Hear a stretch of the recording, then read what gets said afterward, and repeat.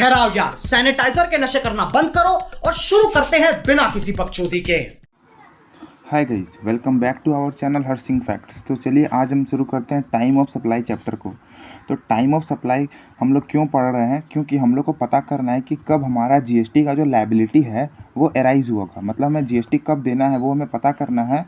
तो हमें ये चैप्टर पढ़ना बहुत ज़रूरी है। तो टाइम ऑफ सप्लाई में ना जनरली 3 सेक्शंस होते हैं। एक सेक्शन 12 होता है, 13 होता है और एक 14 होता है। तो सेक्शन 12 और 13 हमें पढ़ना है, ठीक है, और सेक्शन नंबर 14 हमें नहीं पढ़ना है। तो 12 बात करता है कि गुड्स का टाइम ऑफ सप्लाई क्या होगा, मतलब कि आप अगर सामान किसी को बेच रहे हैं तो उस सामान की जीएसटी आपको किस दिन सरकार को जमा करना है वो बताया जाएगा सेक्शन नंबर 12 के द्वारा। सेक्शन नंबर 13 बताता है कि अगर आप सर्विस दे रहे हैं, मान के चलिए आपका सैलून है हेयर कट का, तो वहाँ पर तो आप बाल कैंची से बाल काट रहे हैं, तो वो तो हो गया आपका सर्विस। अब सर्विस में जीएसटी गवर्नमेंट को कब देना है वो ये वाला सेक्शन बताएगा। ओके, ये दोनों सिमिलर सेक्शंस होते हैं, मतलब ज़्यादा अंतर नहीं है दोनों में। तो मैं इसको शुरू करता हूँ, ठीक है। और टाइम ऑफ सप्लाई जो होता है जीएसटी में, वो जनरली जो है वो जीएसटी लायबिलिटी किस दिन इम्पोज किया जाएगा वो पता करने के लिए होता है। और हमें जीएसटी कब देना होता है, इसका डेट होता है नेक्स्ट मंथ का 20 तारीख को। मतलब मान के चलिए अभी जून का महीना चल रहा है, तो जून में आपने जो भी सामान या सर्विस को बेचा है तो उसका जीएसटी लायबिलिटी ना आने वाले मंथ में, जून के बाद क्या होता है जुलाई, तो जुलाई का 20 तारीख को आपको पे करना पड़ेगा। ओके, और अगर आपने जुलाई में कोई सामान या सेवा बेचा है तो अगस्त के 20 तारीख से पहले आपको जीएसटी जमा कर देना है। ओके, तो ये चीज़ याद रखिएगा। अब सेक्शन नंबर 12 का ओवरव्यू ले लेते हैं। सेक्शन नंबर 12 बात करता है गुड्स का टाइम ऑफ सप्लाई क्या होगा। ओके, तो गुड्स का टाइम ऑफ सप्लाई होता है, सेक्शन नंबर 12(1) बात करता है 12(2) से लेके 12(5) तक जो भी कवर्ड है वो सेक्शन नंबर 12(1) बात करेगा। सेक्शन नंबर 12 सब सेक्शन 2 बात करेगा goods covered under FCM. FCM का फुल फॉर्म क्या होता है? Forward charge mechanism. मैंने बताया है कि ये क्या होता है। फिर goods covered under reverse charge mechanism, ये 3 बताएगा। 4 बताएगा कि गुड्स वाउचर के केस में, वाउचर्स क्या होता है आपको पता होगा, फ्लिपकार्ट में, पेटीएम ऐप में जब आप बहुत सारा वाउचर आपके पास पड़ा हुआ होगा, है कि नहीं, अमेजोन वाउचर हम लोग खरीदते हैं। आगे देखिए 12(5) बताता है रेसिडुअल केसेस, मतलब जो इसमें कवर्ड नहीं है बचा हुआ केसेस। और 12(6) बताता है इंटरेस्ट, लेट फाइन, पेनल्टीज़ और डिलेड पेमेंट के लिए, ठीक है। ये सब जब डिलेड पेमेंट के लिए जब हम लोग जीएसटी लायबिलिटी का पे करना होता है वो बताएगा। तो ये हमारा 12 सेक्शन हो गया। अब चलिए शुरू करते हैं। सबसे पहले 12(2) से शुरू करते हैं। 12(1) जो है वो तो नॉर्मल बात कर रहा था कि टाइम ऑफ सप्लाई जो है उसके अंदर ये सेक्शंस है। 12(2) बात करता है कि time of supply of goods covered under forward charge mechanism. तो ये सप्लायर पे एप्लीकेबल होता है। Time of supply of goods shall be earlier of following, मतलब कि जो सबसे पहले होगा इन दोनों में से जो सबसे पहले होगा ना वो हो जाएगा आपका क्या, due date of invoice. Time of supply उसको मानेंगे। ओके, पहला है ड्यू डेट ऑफ इनवाइस या फिर एक्चुअल डेट ऑफ इनवाइस, इन दोनों में जो अर्लियर होगा। ड्यू डेट ऑफ इनवाइस का मतलब होता है ना कि किस दिन तक हम लोग को अपना इनवाइस पे कर देना चाहिए, मतलब रेज कर देना चाहिए। ओके, और एक्चुअल डेट ऑफ इनवाइस का मतलब होता है कि असल में हमने कब जो है वो इनवाइस को रेज किया। इनवाइस का मतलब आपने बहुत बार देखा होगा, जब भी सामान लेने जाते हैं तो आपको बिल देता है ना, तो वही बिल को इनवाइस बोला जा रहा है। तो असली में कब इनवाइस रेज हो जाना चाहिए और हमने एक्चुअली कब उसको रेज किया। अब कब हो जाना चाहिए वो सेक्शन नंबर 31 बताता है, वो मैं आपको थोड़ा देर में बताऊंगा, ठीक इसके नेक्स्ट पेज में। फिर date of credit in bank account और डेट ऑफ रिकॉर्डिंग, ठीक है, in the bank books of account, इन दोनों में जो अर्लियर होगा, मतलब कि आपको शुरू में ये वाला चेक करना है और ये वाला चेक करना है। इसमें जो पहले होगा और इसमें जो पहले होगा, फिर इन दोनों को चेक करना है और उसमें जो सबसे पहले होगा वो ये हो जाएगा। ओके, अब इसका एक एग्जांपल देखते हैं। मान के चलिए ड्यू डेट ऑफ इनवाइस जो है एज पर सेक्शन 31 है वो 10 तारीख, ठीक है, 10 फरवरी 2024। और एक्चुअली जो है हमने इनवाइस रेज किया है 31 जनवरी 2024 को। ओके, कर सकता है, आराम से कर सकता है, क्योंकि लास्ट डेट है इनवाइस रेज करने का 10 फरवरी तक, हमने 31 जनवरी को ही कर दिया। और आपका बैंक में जो पैसा क्रेडिट हुआ है ना वो 15 तारीख को हुआ है, लेकिन आपने बुक्स में रिकॉर्ड किया 20 तारीख को। जो अकाउंटेंट भाई साहब हैं उन्होंने बुक्स में रिकॉर्ड किया 20 जनवरी को। तो अब आपको क्या करना है, इन सभी में से जो सबसे पहले वाला डेट होगा ना, जो सबसे अर्लियर होगा, उसको पकड़ लेना है। तो सबसे पहले क्या करना है, इन दोनों को देखिए, इन दोनों में क्या है, अर्लियर 15 है ना, 15 जनवरी, और इन दोनों में अर्लियर क्या है 31 जनवरी। अब इन दोनों में से अर्लियर कौन हो जाएगा 15 तारीख, तो 15 हो जाएगा आपका आंसर। ठीक है। अब चलिए सेक्शन नंबर 12(2) में एक छोटा सा चीज़ है वो देख लीजिए। सेक्शन 12(2) में बोलता है ना कि अगर आपको एडवांस रिसीव हुआ है ना तो उस पर आपको जीएसटी नहीं पे करना रहता है। एडवांस रिसीव जैसे कोई कोई होता है ना कि आपने सामान खरीदा और उसके बदले आपको एडवांस मिल गया और बाकी पैसा बाद में देगा वो इंसान, तो एडवांस मिलता है ना तो उस पर जीएसटी लायबिलिटी नहीं निकल लगता है। जब पूरा पैसा मिल जाएगा तब उस पर जीएसटी आपको देना है। ओके, अब आइए गुड्स कवर्ड अंडर FCM। ठीक, गुड्स कवर्ड अंडर FCM।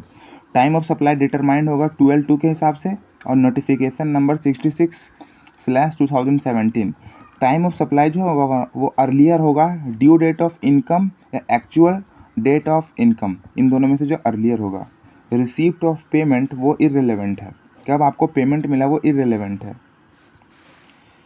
अब due date of invoice as पर सेक्शन 31 जो हमें बोल रहा था, सेक्शन 31 जो है वो बताता है आपको कि टाइम ऑफ सप्लाई क्या होगा बिना पेनल्टी का। मतलब कि अगर आपने सेक्शन नंबर 31 के हिसाब से अपना इनवाइस रेज किया है ना तो आपको पेनल्टी नहीं देना पड़ेगा, लेकिन आप अगर लेट इनवाइस रेज करोगे तो आपको हो सकता है पेनल्टी देना पड़े।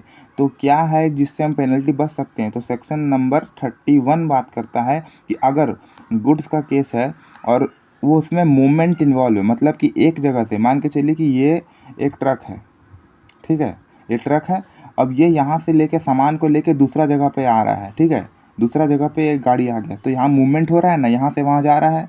तो ऐसा केस में ना हम लोग ड्यू डेट मानेंगे उस समय जब हम जो सामान है ना उसको यहाँ से वहाँ भेज रहे हैं, इस समय यहाँ पर इस वाले जगह पे, ठीक है, इस समय यानी कि जिस दिन हम यहाँ से वहाँ भेज रहे हैं उस दिन को हम लोग क्या मान लेंगे ड्यू डेट ऑफ इनवाइस। फिर अगर सप्लाई में मूवमेंट इन्वॉल्व नहीं है, मतलब कि ये गाड़ी कहीं नहीं जा रहा है, यहीं बगले में बेच रहा है सामान, ओके, मतलब रिसिपिएंट आ रहा है, सामान ले रहा है और घर चला जा रहा है, तो उस केस में ड्यू डेट होगा एट टाइम और बिफोर डिलीवरी। ठीक है, जब डिलीवरी होगा उस समय। फिर sale on approval basis. Approval basis का मतलब कि हमने किसी इंसान को सामान दे दिया है लेकिन इंतज़ार कर रहे हैं कि वो बंदा जो है वो एक डेट भी हम लोग बताते हैं, मान के चलिए हमने बोल दिया कि 31 दिसंबर तक तुम हमको बताओ, सामान रख लो। जैसे कि मान के चलिए घड़ी है, ये घड़ी मैंने किसी बंदे को दिया और बोला कि भाई तुम 31 दिसंबर तक हमको बता देना लेना है कि नहीं लेना है। तो अगर 31 दिसंबर तक उसने नहीं बताया और तब भी वो रखा हुआ है तो हम लोग मान लेंगे कि वो ले लिया है, ठीक है, और उसने उससे पहले बता दिया कि नहीं लेना है तो हम उससे वापस ले लेंगे घड़ी को। ओके, तो ये होता है तो अप्रूवल बेसिस, तो हम उसका अप्रूवल का वेट करते हैं। तो इसमें ड्यू डेट ऑफ इनवाइस होता है ना जिस दिन वो एक्सेप्टेंस भेज रहा है या फिर 6 month from the date of removal, ठीक है, उन दोनों में से जो अर्लियर होगा। ठीक, इसके क्वेश्चंस जब आप करिएगा ना तो आपको आसानी से समझ में आ जाएगा। चलिए मैं अब आपको बुक से पढ़वाता हूँ।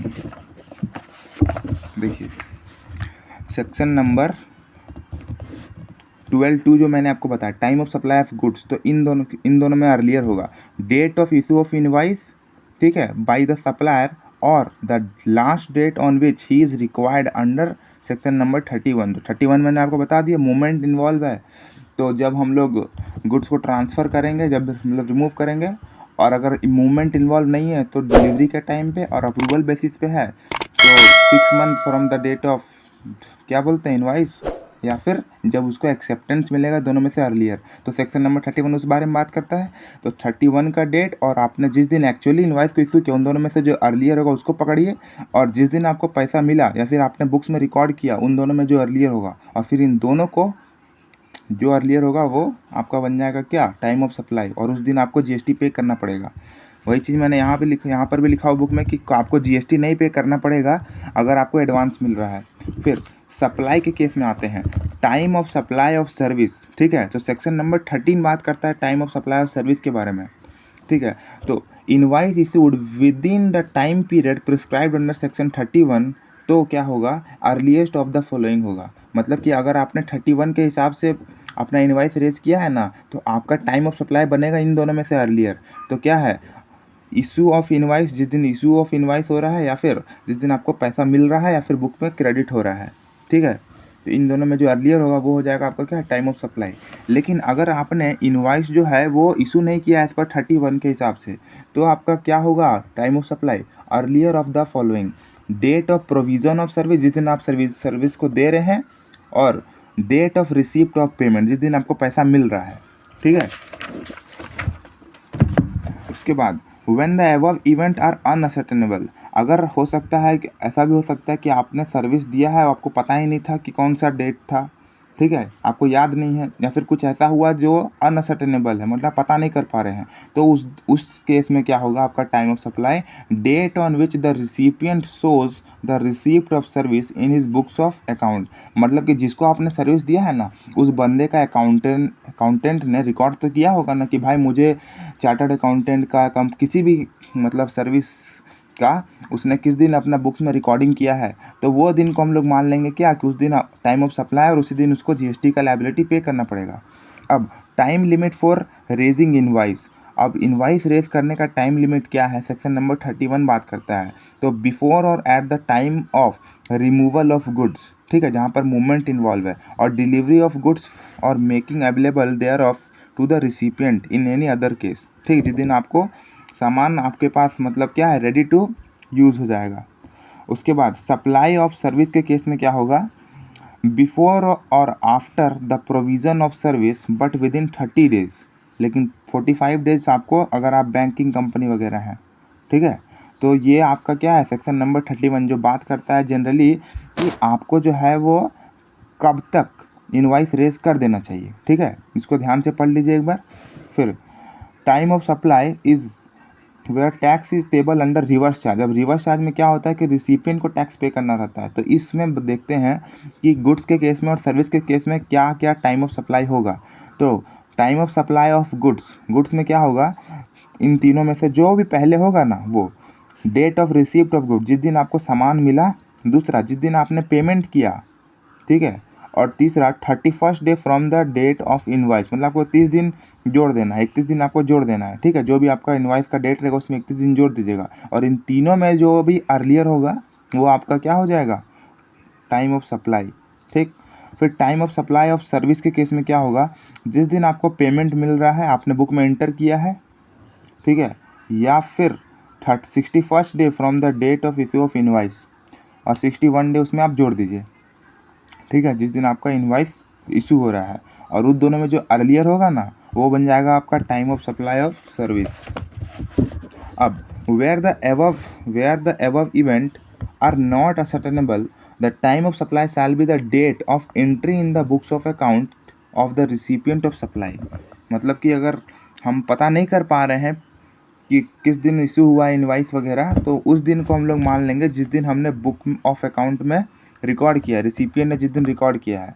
फिर अगर आप इंपोर्ट ऑफ सर्विस कर रहे हैं फ्रॉम एसोसिएटेड इंटरप्राइज, मतलब आपका कोई रिलेटिव इंटरप्राइज है जहाँ पर आपका 20% से ज़्यादा शेयर है, ठीक है, समझ लीजिए ऐसा, तो वैसा इंटरप्राइज से अगर आप इंपोर्ट कर रहे हैं ना सर्विस का, तो उस date of entry in the books of account of the recipient और the date of payment whichever is earlier, मतलब जिस दिन आप बुक में रिकॉर्ड कर रहे हैं या फिर जिस दिन आपको पैसा मिल रहा है, उन दोनों में जो अर्लियर होगा वो हो जाएगा इस केस में टाइम ऑफ सप्लाई। अब ये वाला केस देखिए, अगर आप time of supply of voucher, ठीक है, वो निकाल रहे हैं ना, लेकिन इन एक्सचेंज फॉर गुड्स और सर्विस है, ठीक है, तो इसमें क्या होता है ना कि सप्लाई ऑफ वाउचर या exchangeable for goods and service, तो सप्लाई ऑफ गुड्स और सर्विस इज आइडेंटिफिएबल है अगर at the time of issue of voucher, तो date of issue of voucher हो जाएगा। और अदर केसेस में जिस दिन रिडम्पशन कर रहे हैं, एग्जांपल देखिए, जैसे कि अगर आपको फ्लिपकार्ट का वाउचर मिल जाएगा तो आपको पता ही नहीं है कि भाई हम क्या सामान लेने वाले हैं, उससे कुछ भी ले सकते हैं ना। अगर 1000 रुपये का वाउचर है तो हो सकता है आप ट्रिमर ले लें, आप कोई ब्यूटी पार्लर का किट ले लें, कुछ भी ले सकते हैं 1000 रुपये का अगर आपके पास है तो, छोटा मोटा सामान, लेकिन पता नहीं है ना कि एकदम एग्जैक्ट वही लेंगे, तो अनअसर्टेनेबल है ना। तो जिस दिन आप रिडीम करिएगा ना अपना वाउचर को, उस दिन हम लोग टाइम ऑफ सप्लाई मान लेंगे और उस दिन आपको जीएसटी पे करना पड़ेगा। लेकिन अगर जो है पता है आपको आइडेंटिफिएबल है, जैसे कि मान के चलिए आपको जो है गिफ्ट वाउचर मिला है साड़ी खरीदने के लिए, तो आपको शुरू से ही पता है कि हम सिर्फ साड़ी ही ले सकते हैं उस वाउचर से, तो जिस दिन आपको वाउचर इशू किया गया है ना उसी दिन जीएसटी आपको पे करना पड़ेगा, ठीक है। अब आगे देखते हैं, time of supply of goods and service in residual cases, मतलब अब जो बच गया इनमें जो कवर्ड नहीं है वो।